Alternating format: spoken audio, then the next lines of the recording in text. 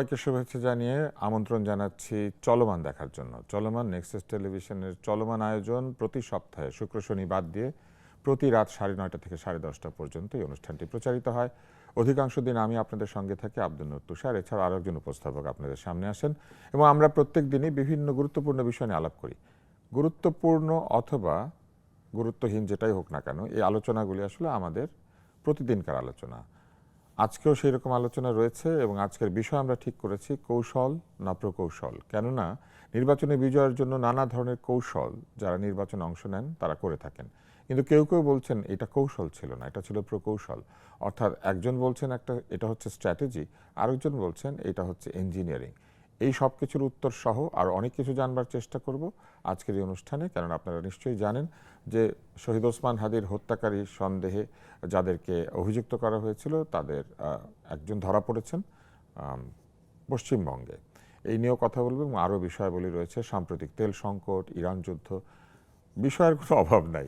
চলুন তাহলে কথা বলি আমাদের আলোচকদের সাথে। আলোচক যারা আছেন আজকে তাদের মধ্যে রয়েছেন আমাদের ছোটবেলার বড় নেতা, এখনও তিনি বড় নেতা। বিশ্ববিদ্যালয়ে গেলেই আমরা তখন তার নামে চিকা, তার নামে পোস্টার দেখতাম। তিনি ভাইস চেয়ারম্যান বাংলাদেশ জাতীয়তাবাদী দল, ডক্টর আসাদুজ্জামান রিপন।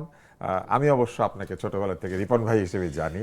চিকা শব্দটা মানুষ ভুলে গেছে, এখন ভুলে যাওয়ার কথা না, কারণ যে সময় চিকা ভুলে গেছে, হ্যাঁ, এটা এখন গ্রাফিটি বলে। এবং তার সঙ্গে আছেন আল মামুন রাসেল, আইনজীবী, বাংলাদেশ সুপ্রিম কোর্ট।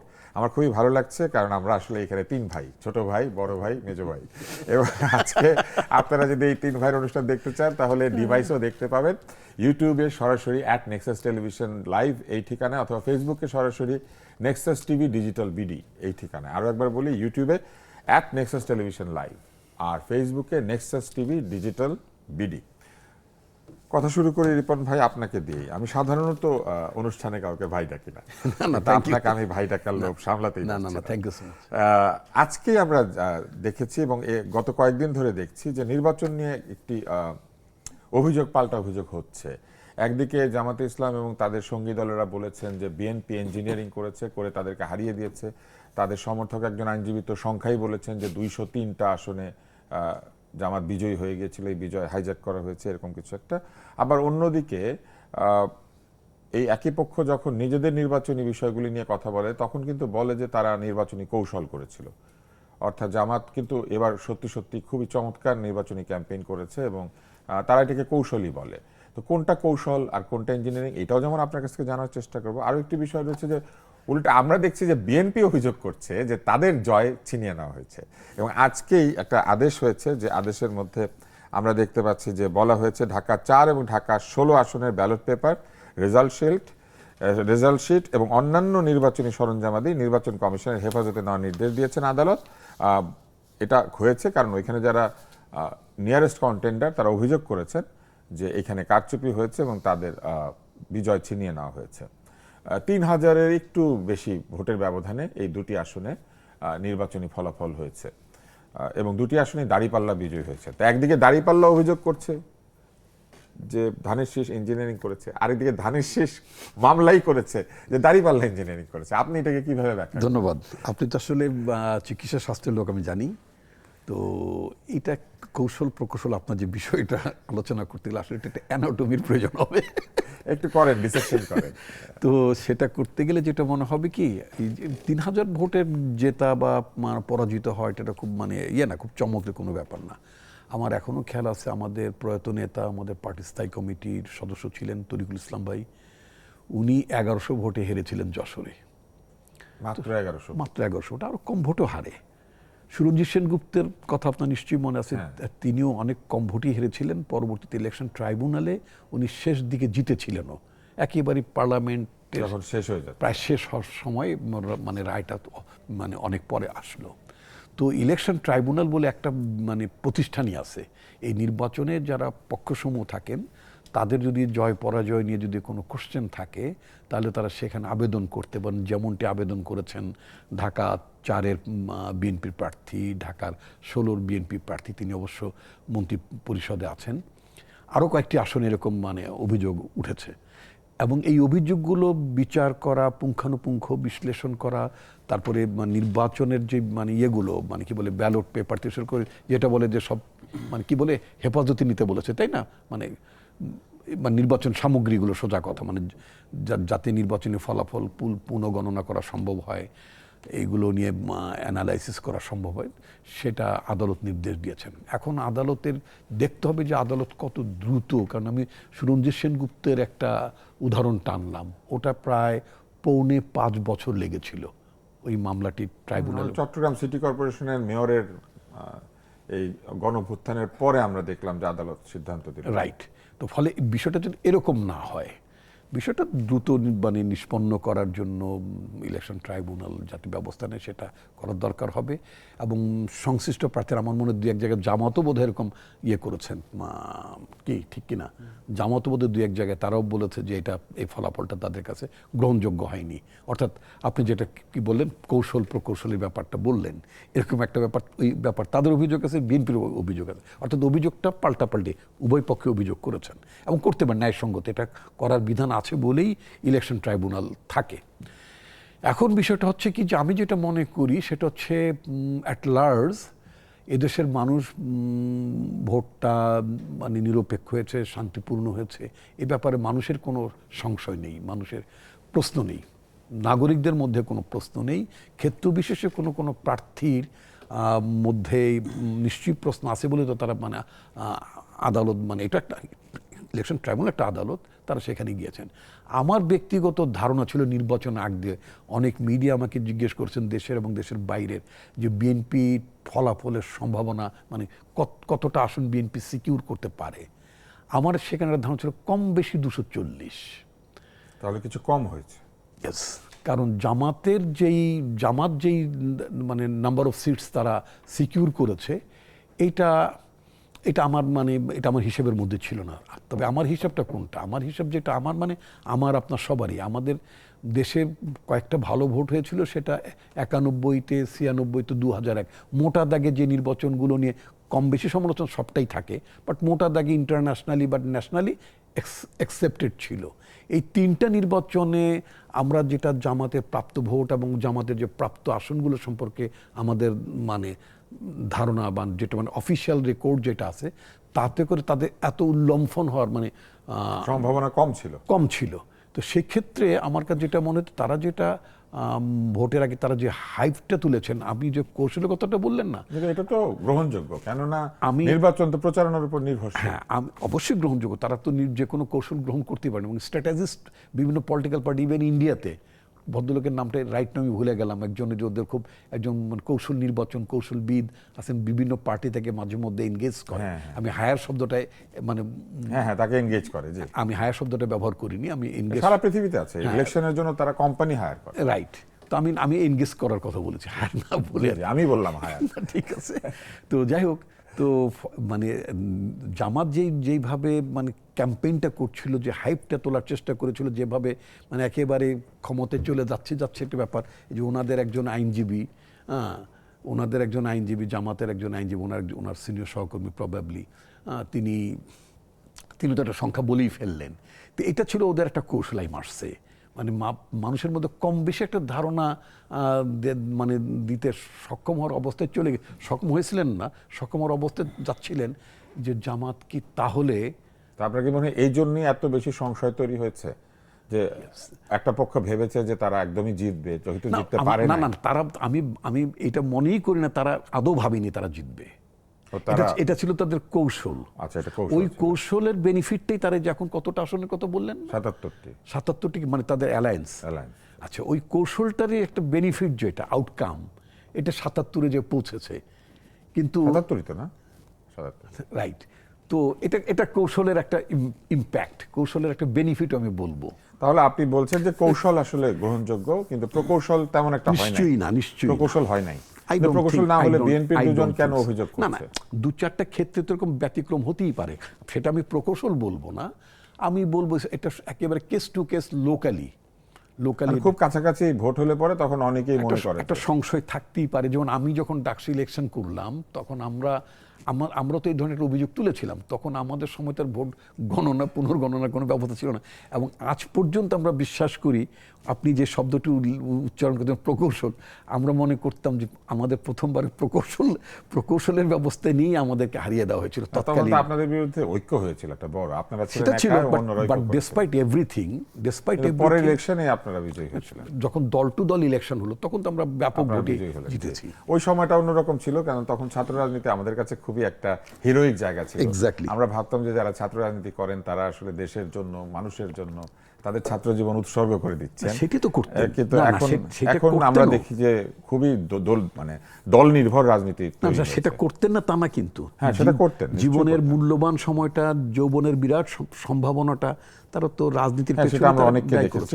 এখন অবশ্য অনেক হিসাবই হয়ে গেছে। আমার মনে হয় জেনারেশনটাই বদল হয়েছে হয়তো। এখনকার জেনারেশন হিসাব ভালো বোঝে, ভাবনাটা বদলে। আমরা রাসেল আপনার কাছে আসি, আমরা সিনিয়র মানুষ রিপন ভাই, তার কথা শুনলাম।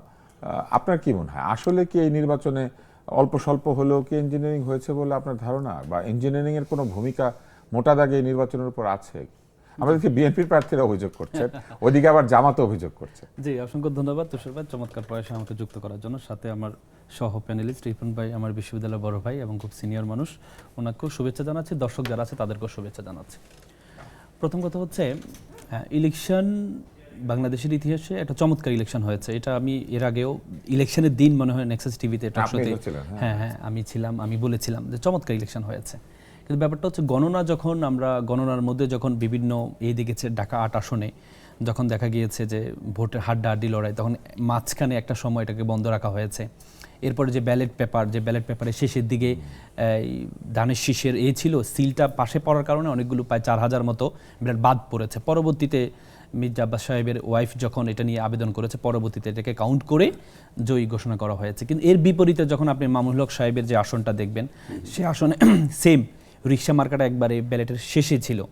তো শেষে থাকার কারণে পরবর্তীতে ওনাকে এগুলো কাউন্ট করা হয়নি। এই যে একটা দ্বিচারিতা, এটা নিয়ে কিন্তু প্রশ্ন এসেছে। এমনি আফটার অল যতই বলেন আপনি, আমি এটা স্বীকার করছি, অনেক রকম বলেন 203টা আসন পাবেন, আমি এটা বিশ্বাস করি। আমি মনে করি মেজরিটি বিএনপি পেত, কোনো সন্দেহ নেই এবার। কিন্তু 2/3 মেজরিটি যেটা প্রশ্ন, আপনি দেখেছেন মাত্র 53টা সিটে 2 থেকে 6,000 ভোটের পার্থক্য ছিল। তার মানে জামাতের জোট যদি 77টা পায়, তাহলে 53টা যদি জামাতের কাছে যায় তাহলে 120 হতো।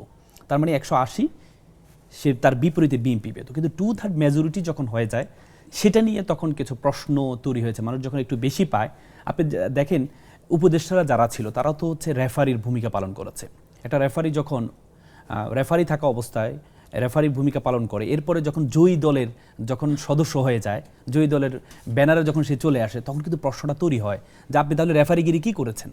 আপনি তো রেফারিতে ছিলেন, কিন্তু আপনি যখন এখন জয়ী দলের ব্যানারে চলে আসলেন, জয়ী দল তাকে মনে করেছে যে উনি সবচেয়ে ভালো রেফারি, উনি সবচেয়ে, এই ব্যাপারটা প্রশ্ন মানুষ তো ধারণা করে কেন তৈরি হয়? ধারণার সুযোগটা তো আমরা তৈরি করে দিচ্ছি। যখন সেই রেফারিকে আমরা যখন জয়ী দলের ব্যানারে নিয়ে আসলাম, তখন তো স্বাভাবিক বিপরীত পক্ষ থেকে প্রশ্ন আসবেই, তাহলে তুমি রেফারিগিরি যখন করেছো তখন তো সামথিং রং ছিল তোমার পক্ষ থেকে। এরপরে আপনি দেখেন আরেকজন উপদেষ্টা রেজনা আপা, যখন উনি আমাদের কলিগ, উনি যখন বললো যে আমরা মেইন স্ট্রিম হতে দিই নাই, তখন মানে ওনাদের ভাষ্যগুলো, না উনি বলেছেন যে আমি বিরোধী দল এখন যারা আছে তাদেরকে আমরা মেইন স্ট্রিম হতে দিই না, তার মানে আমরা সরকারি দল হতে দিই না। আপনি যখন এই প্রশ্নগুলো করবেন, তখন কিন্তু হচ্ছে সন্দেহটা মানুষের মধ্যে তো এমনিও একটু সংশয় আছে। এরপরে আপনি যখন এগুলো করবেন, তখন তো সংশয়ের জায়গাটা আরও বেশি বেড়ে যায়। কারণ আপনি প্রশ্ন করলেন, এই যে প্রথমে দেখেন এই বিএনপি গতকাল আবেদন করেছে 2টি আসন নিয়ে, 4 এবং 16 আসন নিয়ে। কিন্তু তার বিপরীতে জামাত কিন্তু অনেক আগে নির্বাচনের পরবর্তীতেই প্রায় 8টি আসন, ইনক্লুডিং ঢাকা 8 সহ 8টি আসন নিয়ে তারা একটা ট্রাইব্যুনালে, যে ইলেকশন ট্রাইব্যুনাল আছে সেখানে আবেদন করেছে। আবেদনের ভিত্তিতে কিন্তু ব্যালট পেপার এবং এগুলাকে কাউন্ট করার জন্য, আপনি জানেন ট্রাইব্যুনালে 3 ধরনের কাজ করতে পারে একটা ট্রাইব্যুনাল। প্রথম কথা হচ্ছে যে আপনার যদি ফলাফলটা বহাল রাখতে পারে, দ্বিতীয়ত হচ্ছে এটা পুনঃগণনা করতে পারে, তৃতীয়ত হচ্ছে পুনঃ ইলেকশন করার সুযোগ ট্রাইব্যুনালে দিতে পারে। কিন্তু এর বিপরীতে অনেক বাতিল করে, হ্যাঁ, যদি ওই আসনটা করে পুনর্নির্বাচন দিতে পারে, ওই আসনটার ক্ষেত্রে পুনর্নির্বাচন দিতে পারে, 3 ধরনের ক্যাটাগরি রিমিডি দিতে পারে। এখন কথা হচ্ছে বিএনপি এতদিন পরে কেন করলো? আমরা আইনের ভাষা আমরা সবসময় দেখি যে কেউ যখন কোনো ক্লেম করে, বিপরীত পক্ষ ক্লেমটাকে একটু দুর্বল করার জন্য কাউন্টার ক্লেম করে। হ্যাঁ, মানে আপনি আমার কাছে 10 লক্ষ টাকা পান, আমি আবেদন করেছি, যখন দেখলেন যে আপনার বিপক্ষে রায়টা হবে, তখন আপনি চিন্তা করলেন যে তাহলে আমি একটা কাউন্টার ক্লেম, আমি তো তার কাছে 5 লাখ টাকা পাই, এই একটা কাউন্টার ক্লেম। নাহলে এতদিন পরে কেন এই 2টা আসন, এতদিন পরে কেন? আমরা তো শুরু থেকে করতে পারতাম, কিন্তু সেটা আমরা না করে আমরা যখন অনেক দিন পরে যখন আবেদনটা করলাম, তখন আমাদের কাছে মনে হচ্ছে যে এটা একটা কাউন্টার ক্লেমের মতো, যে আমার কাছে যে ক্লেম করলে এখন আমিও একটু কাউন্টার ক্লেম করে বসে। কারণ আপনি দেখেছেন অনেক দিন যিনি একজন আবেদন করেছেন একটা আসনে, আপনি 16 আসন, উনি কিন্তু এখন মন্ত্রী, বর্তমানে প্রতিমন্ত্রী। তো তার মানে উনি এতদিন পরে এই আবেদনটা করবে, তাহলে উনি ট্যাকটুকেট বলতে কিন্তু, হ্যাঁ, তো এতদিন পরে আবেদন, মানে হেভিওয়েট একজন ছিলেন, প্রার্থী ছিলেন, তো এতদিন পরে কেন? তার মানে এটাই ধরে নেওয়া হয় যে একটা কাউন্টার ক্লেম। এখন কথা হচ্ছে নির্বাচন যেটাই হোক, আমরা চাই বাংলাদেশটা সামনে যাক। সামনে যাওয়ার জন্য ইঞ্জিনিয়ারিং, আমাদের যে সোসাইটিতে আমরা বসবাস করি, আসলে ইঞ্জিনিয়ারিং পুরোপুরি 100% আপনি ইলেকশনকে স্বচ্ছ করার কোনো সুযোগ নেই। এবং কি যদি জামাত যদি অন্তর থেকে যদি মনে করতো যে আসলেই পরিপূর্ণ ইঞ্জিনিয়ারিং হয়েছে, তাহলে কিন্তু বসে থাকতো না, আন্দোলন হতো। জামাত কিন্তু কংগ্রেচুলেশন জানিয়েছে, আপনি মনে করেন কি আংশিক বা কোথাও বা লোকালি স্থানীয়ভাবে এরকম কিছু হয়েছে, এটা অস্বীকার করার সুযোগ নেই। কিছু হয়েছে অস্বীকার করার সুযোগ, আমি তো আপনাকে এক্সাম্পল দিলাম যে ঢাকা 8 আসনে কি হয়েছে।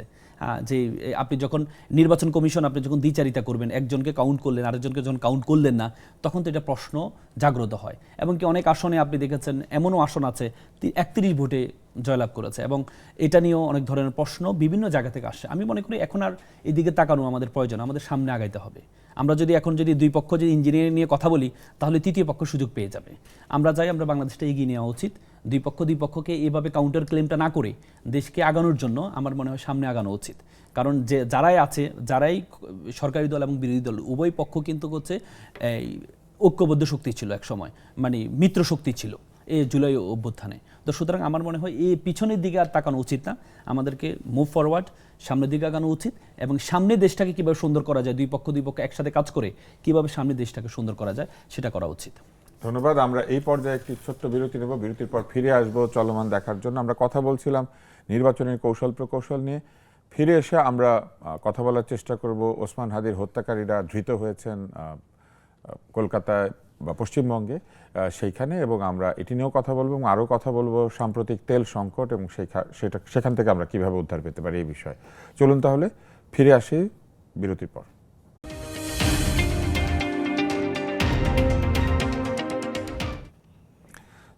চলমানই থাকে, মাঝে একটু বিজ্ঞাপন আসে, আবার চলমান ফিরে আসে। আমরা ফিরে যাচ্ছি আমাদের আড্ডায়। জনাব রিপন, আমরা আজকেই জানতে পেরেছি যে বনগাঁ এলাকা থেকে ধরা পড়েছে শরীফ ওসমান হাদির হত্যাকারীরা, অন্তত 2 জন। একজনের নাম আলমগীর, আরেকজন তো মাসুদ। এটা নিয়ে অনেক ধরনের কথাবার্তা ছিল। কেউ বলছিল তারা আসলে পাশের দেশে ঢোকে নাই, তারা দুবাই চলে গিয়েছে। তারাও ফেসবুকে এসে নানান ধরনের টিল পোস্ট করেছিল, কি যেন করছিল। অত্যন্ত একটা দুঃখজনক এবং অত্যন্ত আপত্তিকর বিষয়।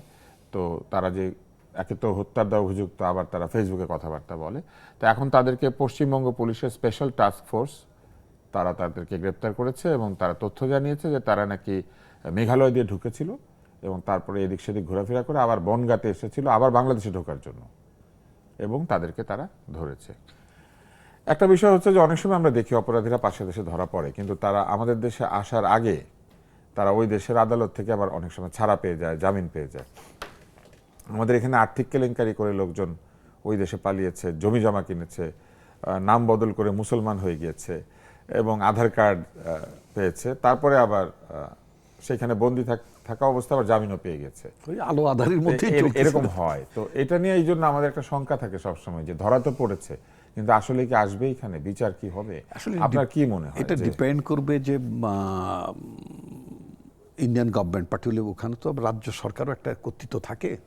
ওয়েস্ট বেঙ্গল গভর্নমেন্ট এটা কিভাবে দেখবেন? আমার ধারণা মমতা ব্যানার্জি আমাদের দল নির্বাচিত হওয়ার পরে আমাদের প্রাইম মিনিস্টারকে যেইভাবে তিনি অভিনন্দন জানিয়েছেন, তার যে ভাষাটা এবং সম্বোধনটা, এটা আন্তরিক, খুবই আন্তরিক ছিল। ফলে আমার কাছে মনে হচ্ছে যে হাদি হত্যাকাণ্ডটা তো বাংলাদেশের একটা স্পর্শকাতর হত্যাকাণ্ড, নিঃসন্দেহে সমস্ত হত্যাকাণ্ড স্পর্শকাতর। পুরো নির্বাচনটাকে এক ধরনের শঙ্কার মুখে ফেলে দেওয়া হয়েছিল। কারণ যেদিন তফসিল হয়েছে তারপর দিন শুক্রবার জুমার নামাজের দিন সে নামাজ পড়ে বের হয়েছে, তারপরে তাকে হত্যা করা হয়েছে। এটা অত্যন্ত শুধু দুঃখজনক বলবো না, এটা আমাদেরকে এমনভাবে শঙ্কাগ্রস্ত করেছে এবং মানে পুরো জাতিকে নাড়া দিয়েছিল। তো ফলে হাদি হত্যাকাণ্ডে একটা বিচারের দাবি তো মানে তরুণ প্রজন্ম থেকে গোটা জনগণের মধ্যে এই ধরনের একটা দাবি ছিল। তো এখন আমাদের যেটা দেখতে হবে যে ভারত সরকার এটা কত দ্রুত তাকে আমাদের দেশে মানে প্রত্যর্পণ করে, এটা দেখার বিষয়। আমার ধারণা যে ভারত সরকার এটা করবে, পশ্চিমবঙ্গ সরকারও করবে এবং ইন্ডিয়ান গভর্নমেন্ট, নতুন গভর্নমেন্টকে নিশ্চয়ই তারা কোঅপারেশন করে। কারণ খবরটা যেহেতু প্রকাশ হয়ে গেছে এবং এটা যদি তারা যদি হ্যান্ডওভার না করে, তাহলে দু দেশের মানে সম্পর্কের মধ্যে যে কথাটা আপনি বলছিলেন যে আলো আধারের মধ্যে যে আধার কার্ড বানায়, হ্যাঁ, মানে কিভাবে যেন অপরাধীরা ওখানে গিয়ে অনেক কিছু করে ফেলতে পারে, আসলে কিন্তু লেজিটিমেট মানুষজন ভিসা পায় না। হ্যাঁ, তারা এই কাজগুলো তারা মানে অভ্যস্ত করতে পারে। আই হোপ যে একটা ব্যবস্থা নিশ্চয়ই মানে ভারত সরকার তাদের বিরুদ্ধে করবে, মানে হস্তান্তর করবে এবং হাদি হত্যাকাণ্ডের বিচার যে দাবিটা জনগণের তরফে যে দাবিটা ছিল, ইনশাল্লাহ সেই দাবিটা সরকার পূরণ করতে পারবে। আপনার কি মনে হয় রাসেল, এটা তো একটা ভালো খবর যে হত্যাকারী ধরা পড়েছে, হত্যার অভিযোগ তাদের বিরুদ্ধে। আমাদের এখানে আরো 12 জনকে আটক করা হয়েছিল এবং তদন্ত প্রতিবেদনে এই 2 জনকে দোষী সাব্যস্ত করা হয়েছে। আরো একজনের কথা আছে, তিনি সম্ভবত যুবলীগের কোনো কমিশনার, উনিও পালিয়ে গিয়েছেন, বা যুবলীগের কোনো নেতা, তাকে অবশ্য এখনো মানে পাওয়া যায় নাই। তো আপনার কি মনে হয় এই ঘটনা থেকে কি আমরা হাদি হত্যাকাণ্ডের বিচারের দিকে আরো দ্রুত এগোতে পারবো, নাকি আবারও এরকম ফিরিয়ে আনা নিয়ে আমরা ব্যস্ত থাকবো? প্রথম কথা হচ্ছে, হাদি হত্যাটা তো হচ্ছে এমন একটা সময় হয়েছে, আপনি শুরুতেই বলেছেন যে এটা নির্বাচনকে বানচাল করার একটা উদ্দেশ্য ছিল, এবং কি টার্গেট করেছে কোনো পলিটিশিয়ানকে না, টার্গেট করা হয়েছে জুলাই যোদ্ধা যারা ছিল তাদেরকে। তার মানে এবারের আন্দোলনে গণ অভ্যুত্থানে ওনারা ওই আওয়ামী লীগ মনে করেছে যে জুলাই যোদ্ধা যারা, তারাই হচ্ছে তাদের সবচেয়ে বড় অপোজিশন ছিল, তাদের কারণেই পতনটা হয়েছে। এই জন্য টার্গেটটা ছিল সেটা। এবং জুলাই যোদ্ধাদের যদি ভয় ঢোকানো যায়, তাহলে হচ্ছে আগামী নির্বাচনটা হবে কি হবে না, কারণ তফসিলের প্রথম দিনেই সেটা কিন্তু হয়েছে। এখন সবচেয়ে আশাব্যঞ্জক বিষয় হচ্ছে যে আসামি, আমরা এতদিন পর্যন্ত ধোঁয়াশায় ছিলাম যে আসলে বাংলাদেশে আছে, কেউ বলেছে বাংলাদেশে এখনো আছে, কেউ বলেছে ইন্ডিয়া পালিয়ে গেছে মেঘালয় দিয়ে, কে বলেছে না অন্য কোনো দেশে পালিয়ে গিয়েছে, কে বলেছে যে আমাদের সরকারের অধীনে আছে। মানে এই যে আমরা একটা ধুদুল্যমান অবস্থায় ছিল, আমরা কিন্তু এক্সাক্ট আসলে কি তথ্য এটা কিন্তু আমাদের কাছে ছিল না, কিন্তু এটা প্রমাণিত হয়েছে, এটা প্রমাণিত হয়ে এটা গ্রেপ্তার হওয়ার কারণে এটা প্রমাণিত হয়েছে। এখন কথা হচ্ছে দেখেন, আমাদের একটা প্রত্যর্পণ চুক্তি আছে 1974 সালে, এক্সট্রাডিশন ট্রিটি বলে, হ্যাঁ, এটা 1974 সালে হয়েছে। 1974 সালের এই আইনে একটু সংশোধন হয়েছে 2013 সালে। আগে কিন্তু হচ্ছে আপনি কনভিক্টেড হইতে হতো, যেমন শেখ হাসিনা এখন কনভিক্টেড, তার ফাঁসি হয়েছে। এখন তাকে ওই প্রত্যর্পণ চুক্তির আলোকে, 74 চুক্তির আলোকে তাকে হ্যান্ড ওভার করা, এটা হচ্ছে চুক্তির একটা মানে এর মধ্যে পড়ে, বাইন্ডিংসের মধ্যে পড়ে।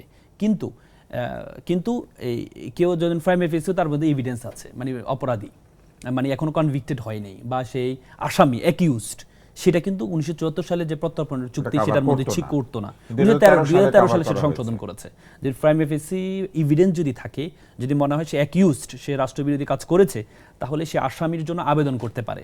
আবেদন করলে তাহলে ওই দেশ হচ্ছে তাকে হ্যান্ড ওভার করতে হয়। সুতরাং না, এটা নির্ভর করে হচ্ছে আসলে আমাদের চুক্তিগুলো দ্বিপাক্ষিক চুক্তি, হয়তো বড় দেশ যারা থাকে তারা সবসময় তাদের সাথে চুক্তিটা হয়, ছোট দেশদের উপর আসলে কার্যকরটা খুব কম হয়। যদি ভারতের ক্ষেত্রে হতো, আমরা দেখেছি ভারতের অনেক এই আপনার এই যারা 7 সিস্টারের অনেক একে আমরা কিন্তু প্রত্যর্পণ করেছি, অনুপ চেটিয়াকে কিন্তু প্রত্যর্পণ করা হয়েছে। এটা বড় দেশের জন্য সুবিধা, ছোট দেশের জন্য কিন্তু আসলে বাধ্যকর হয় না।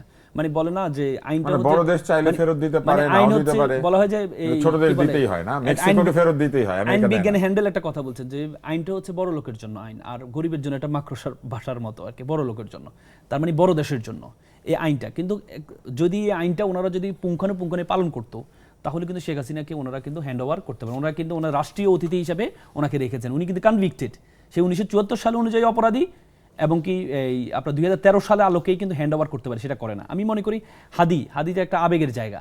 আমি মনে করি এই যে ভারত বাংলাদেশের যে ফাটলটা তৈরি হয়েছে, মানে সম্পর্কের মধ্যে ফাটল তৈরি হয়েছে, আমার মনে হয় এইকে হ্যান্ড ওভার করার মাধ্যমে, আসামিদেরকে হ্যান্ড ওভার করার মাধ্যমে এটা আঠা হিসেবে কাজ করবে। মানে যে সম্পর্কের যে ফাটলটা তৈরি হয়েছে সেটাকে জোড়া লাগানোর জন্য ওনারা যদি এটাকে হ্যান্ড ওভার করে, তাহলে চুক্তি আলোকে ওনারা বাধ্য, কিন্তু এরপরে তো বাধ্যকর ওনারা তো কাজ করছে না। যদি আমি মনে করি যে একটা ফাটল তৈরি হয়েছে 1.5 বছরে 2 বছর যে একটা ফাটল তৈরি হয়েছে, সেই সম্পর্কটা জোড়া লাগানোর জন্য ওনারা এটাকে একটা ট্রাম্প কার্ড হিসেবে ব্যবহার করতে পারে, এবং সেটা আসলে সম্পর্কটা মনে হয় একটু হলেও যে দূরত্বটা মনে হয় কমবে যদি হ্যান্ড ওভার করা হয়। আমরা আশা করছি যে আমরা অপরাধী, যারা প্রকৃত অপরাধী, তাদেরকে সকল দেশেই কোনো জায়গা দেব না এবং অপরাধীদেরকে যার যার দেশের বিচারের মুখোমুখি করব। আজকে থেকে সব বিশ্ববিদ্যালয় বন্ধ ঘোষণা করা হয়েছে। এটা বলা হয়েছে যে বিদ্যুৎ সাশ্রয়ের জন্য ঈদুল ফিতরের ছুটি এগিয়ে এনে দেশের সব বিশ্ববিদ্যালয় আগামীকাল সোমবার 9 মার্চ থেকে বন্ধ ঘোষণা করে দেওয়া হচ্ছে শিক্ষা মন্ত্রণালয়। ইংরেজি স্কুলগুলিও বন্ধ করে দেওয়া হয়েছে। বাংলা স্কুলগুলি বা অন্য মিডিয়াম স্কুলগুলি আমার ধারণা যে বন্ধের কাছাকাছি আস্তে আস্তে বন্ধ হয়ে যাবে। আমরা সব কিছু হলেই শুধু শিক্ষা প্রতিষ্ঠান বন্ধ করি কেন? এটা কিন্তু আমরা আগেও লক্ষ্য করেছি যে এখন একটা হচ্ছে যে আমাদের উৎপাদনের জায়গাটা তো বন্ধ করার কোনো সুযোগ নাই। কিন্তু শিক্ষা প্রতিষ্ঠান তো মানুষের মানে আগামী দিনে তরুণদের উৎপাদন করে, আগামী দিনে তরুণদের মানসিকতা গঠন করে। কিছু হলে আমরা অটো পাস দিয়ে দেই, বিশ্ববিদ্যালয় বন্ধ করে দিই। মানে বিশ্ববিদ্যালয় খোলা থাকলে এত জ্বালানি খরচ হয়? আমাদের ছোটবেলাতে আমরা গরমের ছুটি থাকতো, তখন গরমের ছুটি বলতাম আমরা, যেটা পরবর্তীতে ইংরেজিতে সামার ভ্যাকেশন বলতো, তাই না? তো এই জিনিসগুলো তো আলটিমেটলি মানে থাকলো না পরের দিকে। স্কুলগুলোতে, শিক্ষা প্রতিষ্ঠানগুলোতে রোজার মাসে বা সামার ভ্যাকেশনে একটা বন্ধ থাকার ব্যবস্থা আগেও ছিল না তা না। এখন বিশ্ববিদ্যালয়ে এই বিদ্যুতের কতটুকু বা সাশ্রয় হতো, মানে আমি যদি এভাবে বলি, কিছু ক্লাসে ফ্যান চলবেই তো, আর হলের মধ্যে বিদ্যুৎ চলবে, মানে আমি জানি না ইতিমধ্যে এগুলো মানে হলে থাকা আর কিছু ক্লাসে ফ্যান চলা অনেকটা পারিবারিক যেরকম খরচ, ইউনিভার্সিটিতে সেই রকম খুব যে একটা খরচ তা না। এটা বিদ্যুতের কথা না বলে মানে রমজান ভ্যাকেশন হতে পারতো, মানে বা বোধহয় ওইটাই লক্ষ্যই ভাবি, কিন্তু এতে কতটুকু বিদ্যুৎ সাশ্রয় হয়? আসলে জ্বালানি সাশ্রয় ধরে নেওয়া হচ্ছে যে বিদ্যুৎ তৈরি করতে জ্বালানি লাগে, জ্বালানি সাশ্রয় হবে, আবার এদিকে ইউনিভার্সিটিতে যাতায়াত করতে জ্বালানি লাগে, সেটাও কম লাগবে, সবকিছু মিলিয়ে। কিন্তু আদৌ কি এটা খুব একটা বেশি চাহিদা বা এটা করে খুব একটা সাশ্রয় হবে? খুব যে একটা ইম্প্যাক্ট হয় তা না। একই প্রশ্ন আমি আপনাকেও করতে চাই। তেলের জন্য আমরা দেখতে পাচ্ছি ঘন্টার পর ঘন্টা অপেক্ষা করানো হচ্ছে। এখন ধরা যাক তেল রেশনিং করা হচ্ছে, কিন্তু তেল রেশনিং করলে এত বড় লাইন লাগবে কেন? অধিকাংশ পেট্রোল পাম্পে তেল পাওয়াই যাচ্ছে না। সব পেট্রোল পাম্পে তেল থাকবে, আগে যেভাবে আমরা তেল নিতাম তার চেয়ে কম তেল নিব, এটাই তো হচ্ছে ঘটনা। কিন্তু সেইটা না হয় আমরা দেখছি কিছু পেট্রোল পাম্পে তেল পাওয়া যাচ্ছে এবং সেইখানে লম্বা লাইন তৈরি করানো হয়েছে। এটা করতে গিয়ে যেটা ঘটছে সেটা হচ্ছে আপনি 10 লিটার তেলের জন্য 1 লিটার তেল খরচ করছেন 500 গাড়ির পেছনে দাঁড়িয়ে থেকে, ইঞ্জিন বারবার অন অফ করে। এই বুদ্ধিটা আপনার কি মনে হয়? এটা কি আসলে ভালো বুদ্ধি? কেননা পেট্রোল আর অকটেন কিন্তু আমরা নিজেরা তৈরি করি, মানে আমরা যে অন্য তেল পরিশোধন করি ওইটার উপজাত হিসেবে পেট্রোল অকটেন তৈরি হয় আমাদের দেশে। তাহলে অন্য তেল না আসলে পেট্রোল অকটেন এমনি ফুরিয়ে যাবে, আর অন্য তেল যদি আসে তাহলে পেট্রোল অকটেন ফুরিয়ে যাওয়ার সম্ভাবনা নাই। তাহলে এই পেট্রোল অকটেন বাঁচানোর চেষ্টাই তো আসলে এই 10 লিটার আর 25 লিটার।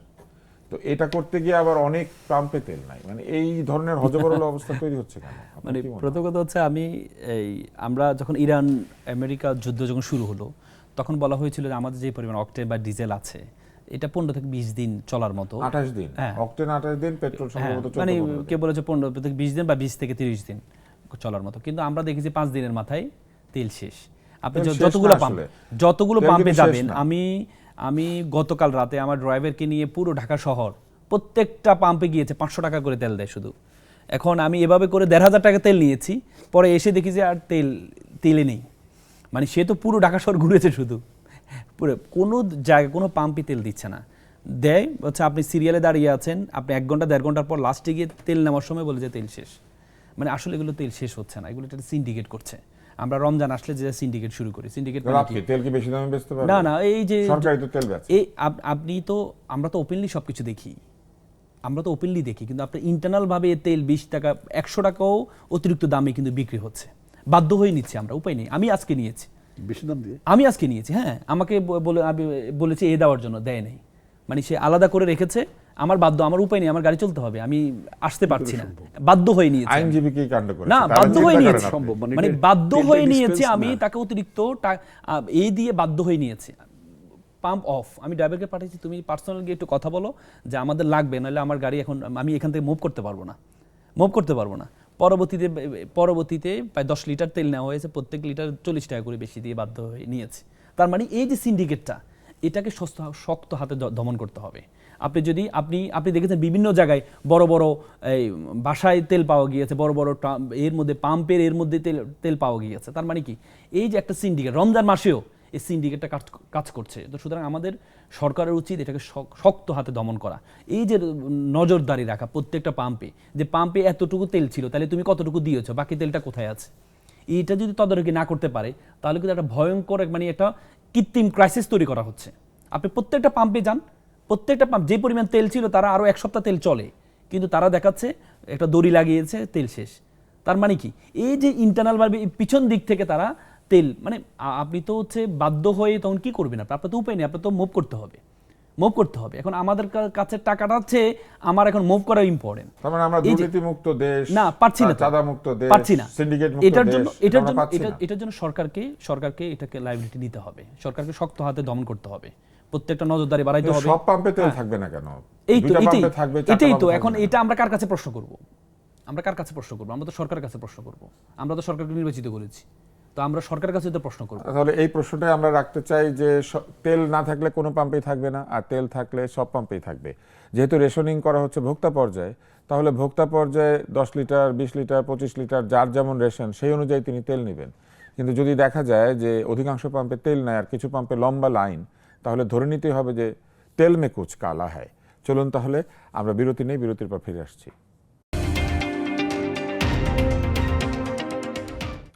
বিরতি শেষ হয়েছে, ফিরে এসেছি চলমানে। আমরা একটু আগে তেল নিয়ে কথা বলছিলাম। আমার মনে আছে যে একটা সময় আমরা কথা বলতাম যে মানুষ প্রশ্ন করতে গেলে নাকি লুকিয়ে লুকিয়ে তেলের শেষে হাতে নিয়ে যেত। একটা সময় আমরা ভোজ্য তেল নিয়ে কথা বলছি, এরকম অবস্থা যে হবে জ্বালানি তেল নিয়ে কথা বলতে হবে এটা আমরা বুঝি নাই। তবে এখন আমরা দেখতে পাচ্ছি জ্বালানি তেল নিয়ে কথা বলতে হয়েছে। আরেকটি বিষয় একটু আলাপ করতে চাই এখন বিরতির পর ফিরে এসে। আসাদুজ্জামান রিপন, আপনাকে প্রশ্নটা করি। অন্তর্বর্তী সরকার চুক্তিতে রাষ্ট্রদূতদেরকে নিয়োগ দিয়েছিল, সেখানে 4 জনকে চুক্তি বাতিল করে পররাষ্ট্র মন্ত্রণালয়ে বদলি করা হয়েছে, কিন্তু চুক্তিভিত্তিক ব্যক্তি পররাষ্ট্র মন্ত্রণালয়ে বদলি হবেন কেন? তার মানে চুক্তি বহাল আছে কিন্তু পদ থেকে তাদের বদলি মানে তাদের ঢাকা পররাষ্ট্র মন্ত্রণালয় রিপোর্ট করতে তার মানে চুক্তি বাতিল হয়নি, চুক্তি বাতিল হয়, তাদেরকে ডেকে পাঠানো হয়েছে। তাদেরকে হয়তো কি নতুন পদায়ন করা হবে, আপনি কতটুকু জানেন আসলে? কারণ এখানে আমার এক ছোট ভাই আছেন, একসময় সে খেলার রিপোর্টিং করতো, আপনি হয়তো চিনেন তাকে। চিনি।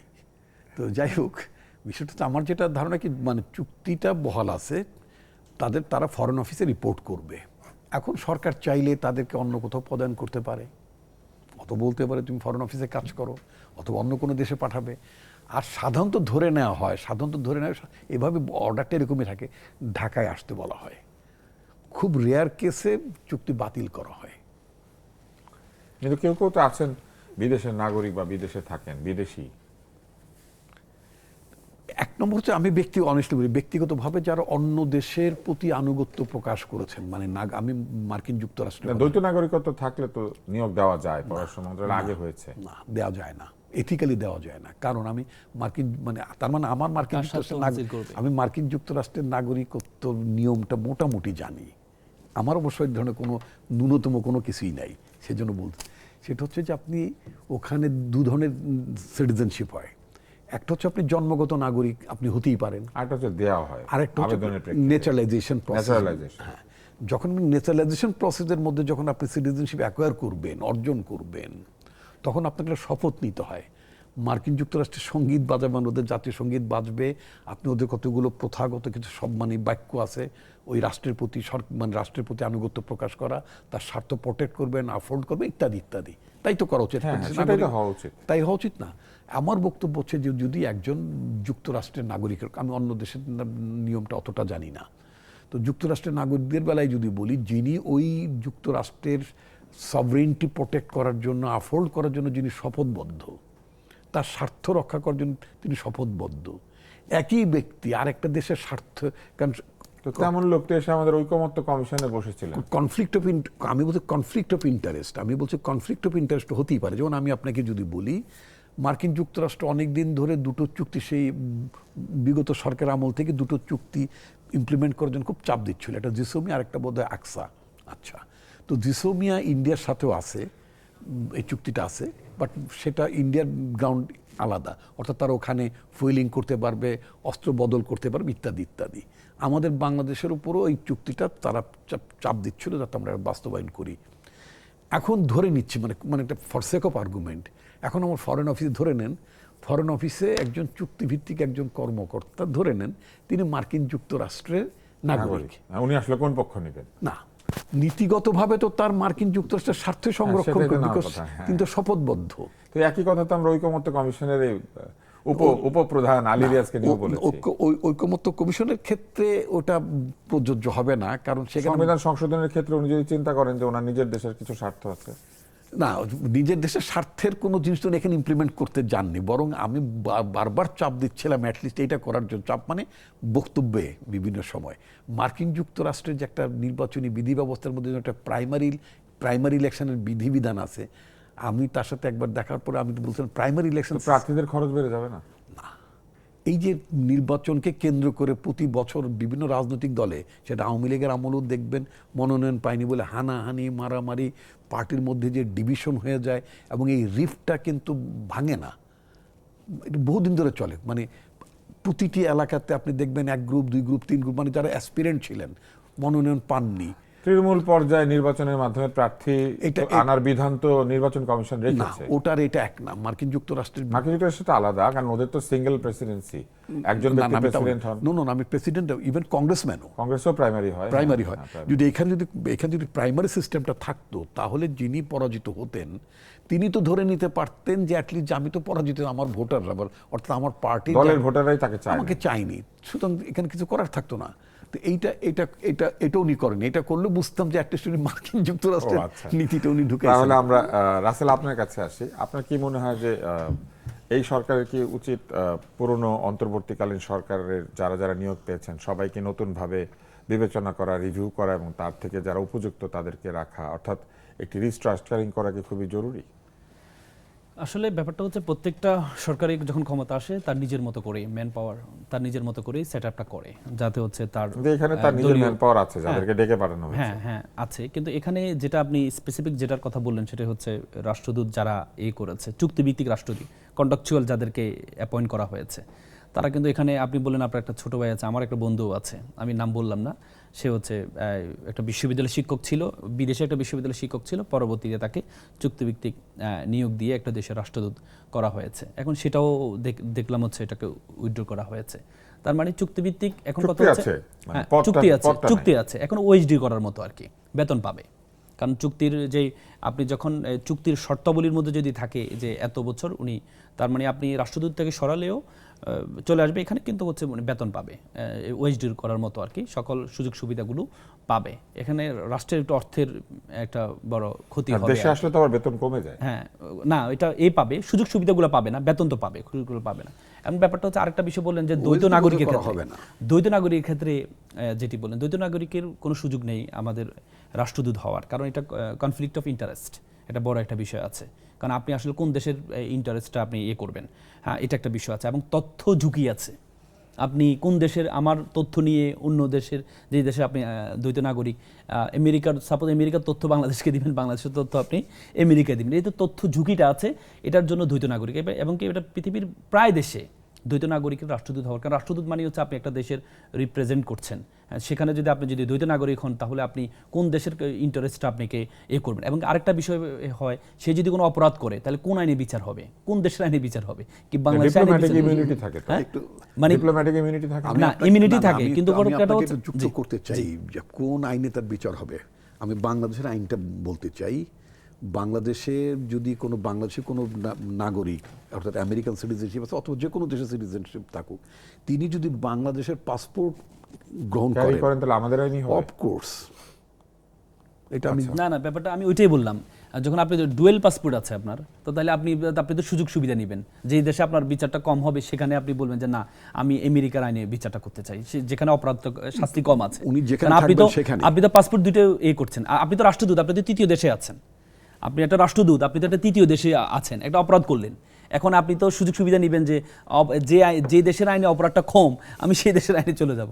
সাপোজ আপনি আমেরিকার আইনে অপরাধটা কম, এটাকে অপরাধে ধরা হয় না, তাহলে আপনি বলেন যে না আমেরিকার আইনে, আমি যেহেতু নাগরিক আমেরিকার আইনে হবে। আর যদি বলেন বাংলাদেশের আইনে কম, এই যে একটা মানে কনফ্লিক্ট তৈরি হবে, এই জন্য দ্বৈত নাগরিক হিসেবে হয় না। একবার এখানে মাদক সহ ধরা পড়েছিলেন একজন আমেরিকান নারী, এলিয়েডা ম্যাককর্ড, এবং তার আমাদের আইনে বিচার করা হয়েছিল, কিন্তু শেষ পর্যন্ত আমরা তাকে ছাড়িয়ে নিতে পররাষ্ট্র দপ্তরের উচ্চ কর্মকর্তা এসেছিলেন, চলে গিয়েছিলেন। ন্যাশনাল জিওগ্রাফিকে তাকে নিয়ে ডকুমেন্টারিও তৈরি করা হয়েছে। উচ্চ কর্মকর্তা না, মার্কিন যুক্তরাষ্ট্রের একজন কংগ্রেসম্যান বিল রিচার্ডসন, তিনি নিজে প্রেসিডেন্টের যে এয়ারক্রাফট A1, প্রেসিডেন্টের এয়ারক্রাফট করে তিনি প্রেসিডেন্ট প্রতিনিধি হিসেবে তিনি আসলেন, ওই এয়ারক্রাফটটা ঢাকায় ল্যান্ডেড ছিল। আমার তার নাম মনে আছে এই কারণে যে তাকে নিয়ে একটা ডকুমেন্টারি তৈরি করা Right, হয়েছে। এলিয়াদা। এই ডকুমেন্টারি ন্যাশনাল জিওগ্রাফিকে আমি দেখেছি, অন্যান্য চ্যানেলে দেখেছি কিনা আমার মনে নাই, ইউটিউবে গেলেও পাওয়া যাবে হয়তো। মানে সেখানে আমাদের আইনের তাহলে ক্ষেত্রে তাহলে এর তো সুবিধা হলো। আমাদের আইনের ক্ষেত্রে হচ্ছে প্লেস অফ জুরিসডিকশন যেটা বলা হয়, মানে আপনার হচ্ছে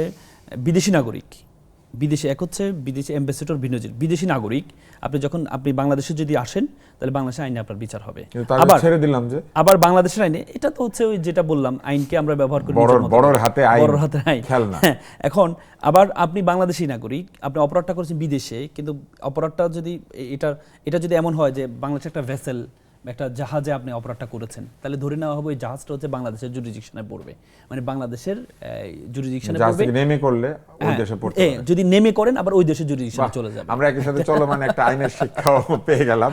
আমরা এই পর্যায়ে এসে একটু বিরতি নিতে চাই, বিরতির পর আবারও ফিরে আসবো চলমানে, এবং আশা করছি আপনারা চলমানের সঙ্গে থাকবেন।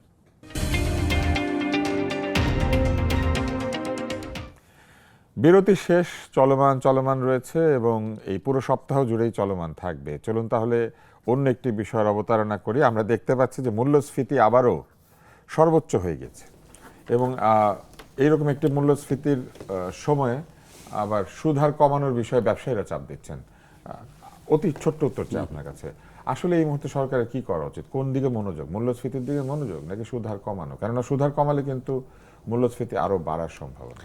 এখন ব্যবসায়ীরা তো তাদের নেচলে তাদের ইন্টারেস্ট অনুযায়ী তারা সুদহার কমানোর কথা বলবে, এবং ব্যাংকগুলি কিন্তু সুদ হার কমিয়ে দিয়েছে, এবং সুদহার কমানোর জন্য তাদের কিন্তু সাধারণ মানুষ জমা রেখে যে টাকা পেত সেটা একটা ক্ষতি হচ্ছে না। সাধারণ মানুষের ক্ষতি হচ্ছে নিঃসন্দেহে, সাধারণ মানুষের সুদহার তো অনেক কমে গেছে, এতে কোনো সন্দেহ নেই। এমনকি সঞ্চয়ের যে ইয়েটা সেখানেও মানে কমেছে, কিন্তু ব্যবসায়ীরা যে সুদহার কমানোর কথা বলছেন, এটা খুব এই মুহূর্তে যদি মানে সরকার, আমার মনে হয় না এটা রেসপন্স করবে না। এটা রেসপন্স করতে গেলে ইতিমধ্যে আজকেই তো অফিসিয়ালি ডিক্লেয়ার হলো যে আমরা ইনফ্লেশন রেটটা 9% চলে গেছে, 9 ছাড়িয়ে গেছে। হ্যাঁ, তাহলে এটা তো মানে আরো বেড়ে যাবে। 9.13% এটা বাড়বে। এখন ইনফ্লেশনটাকে কন্টেইন করাটা খুব জরুরি হবে, এর বাইরে যাওয়ার কোনো সুযোগ না। কারণ আমরা সত্যি একটা খুব বাজে অবস্থার মধ্যে পড়েছি। একটা নতুন সরকার গঠন হলো ফেব্রুয়ারি মাসের 17 তারিখই তো বোধ হয়, রাইট, 17, তার 13 আর 8, 3 উইকস। এটা গভর্নমেন্ট অফ 3 উইকস যে অর্থনৈতিক চাপের মধ্যে যে পড়বে। এমনি তো বাংলাদেশের ব্যাঙ্কগুলোতে টাকা নেই, 7-8টা ব্যাংক আপনার ইতিমধ্যেই ফোকলা হয়ে গেছে, তো অর্থনীতির অবস্থা তো ভালো না। তো সুতরাং এখানে আবার যদি সুদহার কমানোর ব্যাপার হয়, এটা ইম্প্যাক্ট অটোমেটিক্যালি ইনফ্লেশনের উপর আরও বাড়বে। এটা তো নতুন সরকারের শেয়ার বাজারের যে উন্নতি আশা করা গিয়েছিল সেটাও হচ্ছে না। শেয়ার বাজার তো নাই বাংলাদেশে, এটা তো একটা ফটকা বাজারের জায়গায় চলে গেছে। বাংলাদেশের শেয়ার বাজার কখনোই হেলদি ছিল না, এবং এখানে আমার মনে হয় যারা বিনিয়োগ করেছেন, বিনিয়োগ করেন, তারা যে খুব মানে হেলদি ইনভেস্টমেন্ট করেন তা মনে হয় না, বরং প্রচণ্ড মানসিক চাপের মধ্যে তারা থাকেন বলে আমার ধারণা।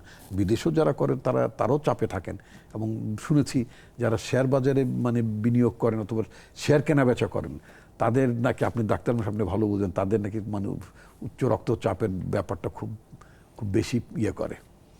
শেয়ার বাজার অবশ্যই একটি স্ট্রেসফুল জায়গা, কিন্তু ঠিক মতো বুঝে বিনিয়োগ করলে তো কেউ ওয়ারেন বাফেট হয়ে যান, কেউ জেফ বেজোস হয়ে যান, তাদের কোম্পানি এবং তাদের শেয়ারের মূল্য বাড়তেই থাকে।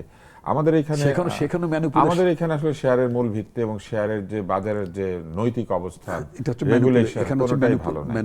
কিন্তু তারপরেও আমরা দেখেছি ভালো ভালো শেয়ারের দামও কমে আছে। ব্যাংকের শেয়ার এইভাবে পড়ে থাকার কথা না, যে ব্যাংকগুলি ভালো তাদেরটাও পড়ে আছে। ওভারঅল শেয়ার বাজারের অবস্থা খারাপ।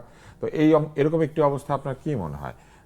রাসেল, আপনার কাছে জানতে চাই যে এই মুহূর্তে এরকম একটি অর্থনৈতিক পরিস্থিতি, যুদ্ধের চাপ, আইন শৃঙ্খলা পরিস্থিতির উন্নতির দরকার আছে, কিন্তু বিরোধী দলের মধ্যে আবার নানান ধরনের ইশারা ইঙ্গিত দিচ্ছেন যে তারা মেনে নেবেন না, তারা কিন্তু এই নির্বাচনী প্রকৌশল নিয়ে মাঠে আসবেন, তারপরে বিভিন্ন বিষয় নিয়ে তারা ছোট ছোট হুমকি দিচ্ছেন। কিন্তু এমনকি ছোট দল যে এনসিপি রয়েছে, তারাও কিন্তু কিছু কিছু বিষয়ে বেশ ইশারা দিয়েছে যে এইটা হলে মেনে নিব না, ওইটা হলে মেনে নিব না। আপনার কি মনে হয়, বিরোধী দলের কি এখন বিবেচনায় রাখা উচিত সাধারণ মানুষের দুঃখ কষ্ট, নাকি আসলে বিরোধী দলের এই ক্ষমতার লড়াই, রাজনীতি এবং এই এই আন্দোলন সংগ্রামে চলে যাওয়া উচিত? দেখেন, একটা বিরোধী দল তো সবকিছু নিয়ে কথা বলতে হবে। একটা বিরোধী দল যদি এখন চুপ থাকে তাহলে বলবেন যে হচ্ছে এই যে শেখ হাসিনা যে বিরোধী দল তৈরি করেছিল সেই বিরোধী দল হয়েছে, যে সবসময় ইয়ে সুজুর এই মুহূর্তে বৃহত্তর ঐক্য দরকার না? এখন কথা হচ্ছে বৃহত্তর ঐক্য তো খুবই প্রয়োজন, কিন্তু সেটার জন্য পদক্ষেপটা সরকারি দলকে নিতে হবে। এটাই মানে যিনি বড় ভাই তাকেই নিতে হয়। যেমন এখন কথা হচ্ছে এখন দেখেন বড় ভাই কিভাবে নিতে হবে, আমি যদি একটু খোঁচা মেরে বলি, ধরেন 152 জন এমপি, তার কাছে 11,356 কোটি টাকা ঋণ আছে। 12 তারিখ যে সংসদ, যদি আমাদের প্রধানমন্ত্রী যদি বলে 11,000 কোটি টাকা ঋণ আছে 152 জনের কাছে, এই কি বলে ঋণ খেলাফির যে টাকা বিভিন্ন ব্যাংকে তারা ঋণ করেছে, সবাই তো খেলাফি না। খেলাফি হলে তো election করতে পারবে না। এই টাকাগুলো যদি দিয়ে দেয় তাহলে কিন্তু মুদ্রাস্ফীতি যে আমরা অধপতন দেখছি এটা একটু একটু কমে সব যাবে। টাকা কি করে দেবে? হ্যাঁ, এই তো এখন সরকারি দল, আপনি এমপি হয়েছেন 152 জন এমপি, তো সেই এমপিরা যদি এই ঋণগুলো পরিশোধের একটা পদক্ষেপ নেয় এবং প্রধানমন্ত্রী যদি এটাকে তাদেরকে বাধ্য করে দেয় যে করতে হবে, যতটুকু পারো করা শুরু করে দেয়, তাহলে কিন্তু একটা বড় ধরনের ধাক্কাটা ঋণ তো একটা চলমান প্রক্রিয়া আমাদের অনুষ্ঠানের মতো। না আপনি তো বড় ব্যবসায়ীরা ঋণ তো চলমান প্রক্রিয়া, ঋণ তো চলমান। আমরা কি দেখেছি, আমরা দেখি যে সরকারি দলে গেলে তখন আর এই ঋণটাকে একসময় মকুব করে ফেলা হয়। আপনি যে সালমান এফ রহমানে দেখেছেন, তাকে দেউলিয়া ঘোষণা করা হয়েছিল এক সময়, কারণ তিনি উপদেষ্টা ছিলেন, তাকে দেউলিয়া ঘোষণা করা হয়েছে। এই এক্সাম্পল ক্রিয়েট করা দরকার, বর্তমান সরকারকে এক্সাম্পল ক্রিয়েট করা দরকার যে আমরা প্রথমে নিচ থেকে শুরু করে দিই। আমাদের এই যে অর্থনৈতিক যে একটা ধাক্কা পড়েছে আন্তর্জাতিকভাবে, তারপরে আপনার হচ্ছে যে আপনার ডলারের দাম বেড়ে যাওয়ার কারণে বা পণ্যর এই আনা নেওয়ার ক্ষেত্রে যে এর একটা বড় প্রভাব তো যুদ্ধের কারণেও পড়েছে। এই প্রভাবটা করার জন্য প্রথম কথা হচ্ছে নিজের ঘর থেকে শুরু করতে হবে। যদি প্রধানমন্ত্রী কিন্তু কিছু উদ্যোগ গ্রহণ করেছে, খুব প্রশংসনীয় হয়েছে। নিজে গাড়ির বহর কমিয়েছেন, এই আপনার এগুলো কমিয়েছেন। তাহলে উনি যদি নিজে ব্যক্তি যদি করতে পারে, উনি যদি নিজে ব্যক্তি শুধু একজন করলে হবে না, কিন্তু শুধু তারেক রহমান সাহেব যদি ওনার গাড়ি বহরটা কমায়, এটা দিয়ে কিন্তু দেশের কিন্তু বড় ধরনের কিছু হবে না। একটা এক্সাম্পল ক্রিয়েট হবে, মানুষ বাহবা দিবে। কিন্তু এর বিপরীতে যে এমপিগুলো আছে, যাদের যে খেলাপিটা আছে, তা যদি বলা হয় যে আপনাদেরকে 1 মাস সময় দিলাম, আপনারা দ্রুত আপনাদের ঋণগুলো পরিশোধ করুন, তাহলে আমাদের দেশের অর্থনীতি একটু দাঁড়িয়ে যাবে। এই পদক্ষেপটা নিতে হবে। কিন্তু আপনি তো এমন অবস্থা প্রত্যেকটা ক্ষেত্রে আপনি হচ্ছে এখন সময় চাচ্ছেন, এটা উদ্যোগ নিতে হবে। বড় কথা হচ্ছে এতদিন আপনি পারেন নাই, আপনি পলিটিক্যাল কারণ দেখিয়েছেন, আপনি বলেন না আমরা বিরোধী দলে ছিলাম, কিন্তু আপনি এখন সরকারি দলে আছেন, আপনাদের সুযোগ আছে আপনার ব্যবসাকে চাঙ্গা করার সুযোগ আছে। আপনি যখন নিজের ব্যবসা চাঙ্গা করতে যাবেন, তখন আলটিমেটলি গার্মেন্টস সেক্টর প্রত্যেকটা সেক্টরের ব্যবসাটা চাঙ্গা হয়ে যাবে। তো সুতরাং প্রথমে নিজ থেকে শুরু করতে হবে। আপনি অপর দিকে না দেখিয়ে নিজ থেকে যদি সরকারি দল থেকে শুরু করা যায়, তাহলে আমার মনে হয় একটা বড়। আমরা একটা পরামর্শ পেলাম রাসেলের কাছ থেকে, আমরা অনুষ্ঠান শেষ করব আপনার মন্তব্য দিয়ে। এই প্রস্তাবের ভিত্তিতে আপনি কি বলবেন? রাসেল অভিযোগ করেছেন যে 152 জনের কাছে নাকি 11,000 কোটি টাকা। সেটা না, এটা ব্যবসায় তো মূলধনী কারণে, ব্যবসার প্রয়োজনে ঋণ নিতেও হয়। তার প্রস্তাবটা খুব প্রাগম্যাটিক না এই কারণে, সেটা হচ্ছে যে বিরোধী দলের যারা এমপি, তারা যে গত 15-16 বছর ভালো ব্যবসা করতে পেরেছেন তা মোটেই না। তাদের কলকারখানা, ব্যবসা বাণিজ্য, আমি নিজে ব্যবসা বাণিজ্য আমি করি না, আমি জানিও না, বুঝিও না। তো সুতরাং আমি যে এটুক যেটা বুঝি সেটা হচ্ছে তারা যে মানে ঋণ খেলাপিটা হয়েছিলেন মূলত একটা মানে রাজনৈতিক মানে প্রতিক্রিয়ার কারণেই। এখন হঠাৎ করে 3 উইক্সের একটা গভর্নমেন্টে উনি এমপি হলেন, এখন অধিবেশন শুরু হয়নি, উনি যাওয়ার পরে ওনার ব্যবসা চাঙ্গা হয়ে যাবে, এটাতে ইউটোপিয়ান চিন্তা করে তো কোনো লাভ নাই। ইয়েস, এটা বলা যেতে পারে যে যারা মানে খেলাপি, যেটা ইউ আর রাইট, খেলাপি হলে তো ইলেকশন করা যায়নি। মডারেটলি যারা মানে নির্বাচন করার সুযোগ পেয়েছেন, অথচ তাদের মানে ঋণের বোঝা তাদের কোম্পানির কাঁধের ওপরে আছে, সেখানে সরকার প্রধান হিসেবে নিঃসন্দেহে আমি মনে করি প্রাইম মিনিস্টার বলবেন যে আপনাদের দায়টা কমানোর চেষ্টা করুন। কিন্তু এটা তো মানে 2 মাস 3 মাসে তো সম্ভব না। এটাও চিন্তা করতে হবে যে সরকার ইচ্ছা করলে বা এমপির ইচ্ছা করলে আগামীকালকে তাদের ঋণটা শোধ করে দিতে পারবে। মানুষকে জানানো দরকার, যেমন সরকারের অর্থনৈতিক পরিকল্পনা বা অন্যান্য বা আইন শৃঙ্খলা রক্ষার উন্নতির পরিকল্পনা, তাতে মানুষ আস্থা পেত। রাইট, কেননা মানুষ কিন্তু একটা শঙ্কার মধ্যে আছে যে আগামীকাল কি হবে। আপনার কি মনে হয় যে এগুলি আরো ট্রান্সপারেন্ট করা দরকার? না, নিঃসন্দেহে ট্রান্সপারেন্ট করা তো মানে গণতন্ত্রে তো ট্রান্সপারেন্সি ইজ ভেরি এসেনশিয়াল টুল। মানে প্রতিটা ক্ষেত্রে মানুষের কাছে আপনার হাইড করার কিছু না। আপনি যে প্ল্যানের কথা বলছেন, আপনার প্ল্যানগুলো জানাবেন। হ্যাঁ, তো এটা তো জানালেই বরং মানুষ আস্থায় আসে, মানুষ নির্ভর করতে পারে, মানুষ মানে সরকারকে সমর্থন করে। আপনার এখন যদি সরকার তরফ থেকে বলা হয়, যেমন বলা হচ্ছে যে আপনার তেলে আপনার রেশনিংয়ে যেতে হবে, মানুষ কিন্তু এটা রিয়েলাইজ করে তেল তো আমি উৎপাদন করছি না, অতএব বিদেশ থেকে যেটা আপনি বলেন যে উপজাত হিসেবে আমি পেট্রোল অকটেন প্রডিউস করলেও আমার মূল ক্রুড অয়েলটা তো আসতে হবে। আমার ক্রুড অয়েলের সাপ্লাই না থাকলে আমি উপজাত কোত্থেকে পাবো?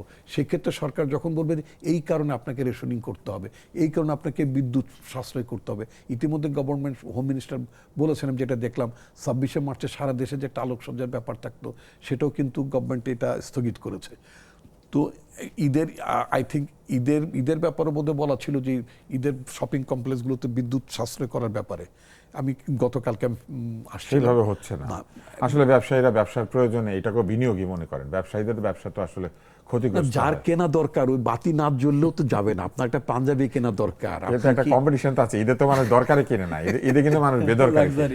তারপর ঈদের একটা জামাওয়ালা লোক আর একটা জামা কিনে। যাই হোক, আমরা আশা করতে পারি যে আমরা সবাই মিলে সবাই মিতব্যয়ী হতে হবে। চেষ্টা করব। আপনাদের দুজনকে ধন্যবাদ। আমরা তিন ভাইয়ের আজকে অনুষ্ঠান ছিল, আমি বলেছি কেমন লেগেছে তিন ভাইয়ের অনুষ্ঠান আমরা জানি না, কিন্তু আমরা যারা এখানে আসি আমরা তো চাই সারা বাংলাদেশের সবাই এরকম ভাই ভাই বোন বোন এইভাবেই আমরা থাকবো এমন একটি পরিবেশে যেখানে আমাদের মধ্যে মতের বিরোধ থাকবে, মতদ্বৈততা থাকবে, কিন্তু মতবিরোধ এবং মতদ্বৈততা কখনোই সংঘাতের রূপ নেবে না। আমরা একে অন্যের সঙ্গে বিরোধিতা করব আমাদের কথায়, আমাদের কাজে, এবং সেই কাজে প্রতিদ্বন্দ্বিতা থাকবে, প্রতিযোগিতা থাকবে, শত্রুতা নয়। কিন্তু সেরকম একটি বাংলাদেশকে আমরা তৈরি করতে পারছি কিনা এই ব্যাপারে আমরা এখনো নিশ্চিত নই। এবং এই যে চরম একটি অবস্থা বিরাজ করছে সারা পৃথিবীতে, অর্থনৈতিক সংকট, তেলের সংকট, নিরাপত্তার সংকট, আমাদের বাংলাদেশের অভ্যন্তরীণ অবস্থাতেও বিভিন্ন সংকট রয়েছে। এই সমস্ত কিছু যদি আমরা অতিক্রম করতে চাই, ঐক্য ছাড়া আসলে অতিক্রান্ত হওয়া সম্ভব না। তাই আশা করছি আমাদের সকলেই, আমরা যারা বেশি খরচ করি আমরা কিছু খরচ কমাবো, আমরা যারা দুঃখে আছি, কষ্টে আছি, আমরা আমাদের এই কষ্ট লাঘব করার জন্য পাশে অন্য কাউকে পাবো, এবং আমরা সবাই মিলে একসঙ্গে এই বাংলাদেশের জন্য যা প্রয়োজন, যা জরুরি সেইগুলি করব। ট্যাঙ্ক ভরে তেল নেওয়ার দরকার নাই, যতটুকু প্রয়োজন ততটুকু নেন। আর তেল কালোবাজার করারও দরকার নাই, এ তেল জমিয়ে রেখে কোনো লাভ হবে না। একটা পর্যায়ে আসবে যখন আমরা দেখব কিছু গাড়ি চলছে আর অধিকাংশ গাড়ি চলছে না, আমরা তখন বুঝে ফেলবো তারা বেশি দামে তেল কিনেছেন। তাই চেষ্টা অব্যাহত রাখেন, সবাই মিলে আসেন আমরা চেষ্টা করি এই সংকটের সময়টা অতিক্রম করার জন্য। এবং সামনে ঈদ আছে, ঈদ যেন আমাদের খুশির হয় সেই চেষ্টাটা থাকুক। আপনাদের সকলকে অনেক অনেক ধন্যবাদ।